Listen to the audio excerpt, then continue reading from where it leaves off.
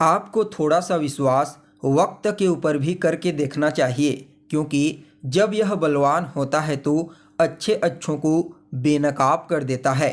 नमस्कार दोस्तों, मैं एस्ट्रोलॉजर वासुदेव मिश्रा आपका अपने चैनल भविष्यवाणी पावर ऑफ द लॉर्ड में हार्दिक स्वागत करता हूं। दोस्तों, आज का यह ज्योतिष का कार्यक्रम आप लोगों के लिए यानी कि वृषभ राशि वालों के लिए बेहद ही ज़्यादा महत्वपूर्ण कार्यक्रम साबित होने वाला है। आज हम बात करेंगे ग्रहों के राजा सूर्यदेव के राशि परिवर्तन प्रभाव के बारे में। जी हाँ दोस्तों, ग्रहों के सम्राट सूर्यदेव ने राशि परिवर्तन कर लिया है और अपने परम मित्र देवगुरु बृहस्पति की मूल त्रिकोण राशि धनु राशि में गोचर कर चुके हैं और आने वाले साल 2024 के जनवरी महीने के 16 तारीख तक इसी राशि में गोचर करेंगे। फिर मकर राशि में उनका गोचर हो जाएगा। वैसे तो सूर्यदेव का राशि परिवर्तन हर महीने होता है, क्योंकि यह 30 दिन में राशि परिवर्तन करते हैं। लेकिन दोस्तों, जब सूर्यदेव मुख्य रूप से 3 राशियों में मेष राशि, सिंह राशि या फिर धनु राशि, इन तीनों में से किसी एक राशि में गोचर करते हैं तो वह उस गोचर काल के दौरान बेहद ही ज़्यादा शक्तिशाली और प्रभावशाली बन जाते हैं। और इस समय भी कुछ ऐसा ही देखने को मिलेगा, क्योंकि पहले तो सूर्य धनु राशि में गोचर करते हुए अपने आप को बलवान बनाएंगे ही बनाएंगे। ऊपर से देवगुरु बृहस्पति की दृष्टि इनके ऊपर पड़ेगी जो 4 चांद लगा देगी।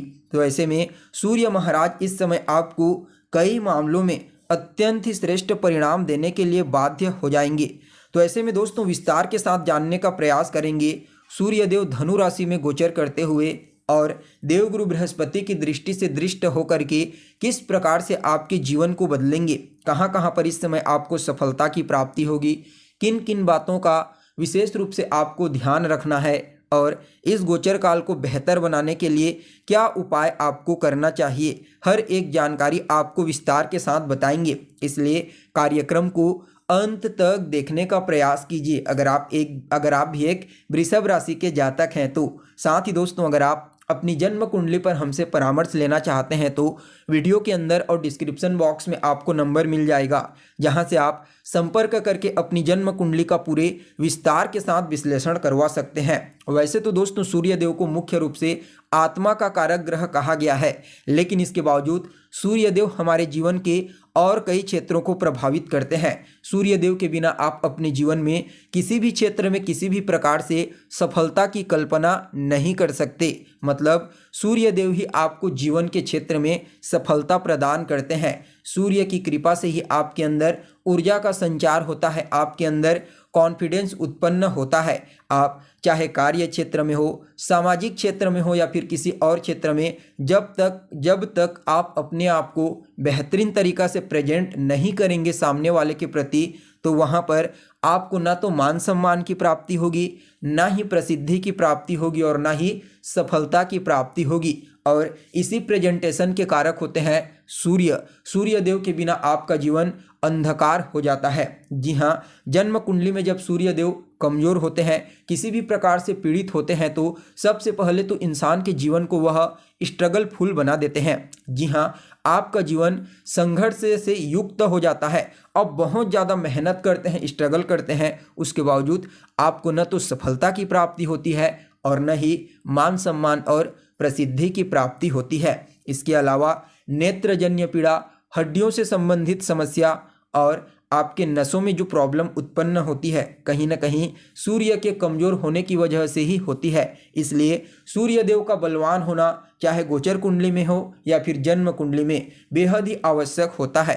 वैसे तो इनका जो प्रभाव है वह सभी राशियों के लिए अलग अलग देखने को मिलेगा, लेकिन व्यापक रूप से धनु राशि में सूर्यदेव का गोचर करना कई मामलों में अत्यंत ही श्रेष्ठ कहा जाएगा। देखिए, आप लोगों के लिए यानी कि वृषभ राशि वालों के लिए सूर्यदेव आपकी कुंडली के सुख भाव यानी कि चतुर्थ भाव के स्वामी बनते हैं और इस समय सूर्यदेव का यह जो गोचर होगा यह आपकी कुंडली के अष्टम भाव में हुआ है।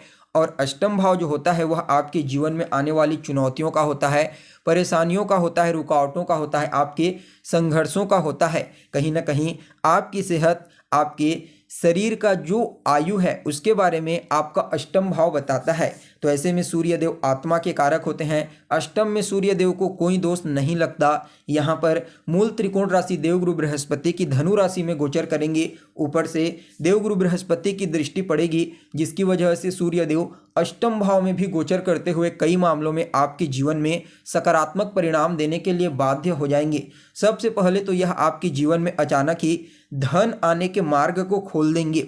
जी हाँ, देवगुरु बृहस्पति जो धन के कारक होते हैं वह आपके अष्टम भाव में बैठे हुए सूर्य को दृष्टिगोचर करेंगे, जिसकी वजह से इस समय सरकारी क्षेत्रों से या फिर बड़े बड़े लोगों से, उच्च अधिकारियों से इस समय आपको अचानक ही धन की प्राप्ति हो सकती है। साथ ही देखा जाए तो अगर आप किसी भी प्रकार का कोई ऐसा कार्य करते हैं जिसका परिणाम सबके सामने होता है, लेकिन उसका जो काम होता है वह बिल्कुल गुप्त तरीके से होता है, तो समझ जाइए इस समय आपको अपने कार्य क्षेत्र में विशेष सफलता की प्राप्ति होगी। जो जातक रिसर्च के फील्ड में कार्य करते हैं या फिर रिसर्च की पढ़ाई कर रहे हैं, किसी रहस्यात्मक वस्तु का परिकल्पना किसी भी प्रकार से जो लोगों को जानकारी नहीं है, केवल और केवल आप ही उसके बारे में जानते हैं, तो समझ जाइए सूर्य और देवगुरु बृहस्पति की कृपा से आपको इस समय उस क्षेत्र में जबरदस्त रूप से सफलता की प्राप्ति होने वाली है।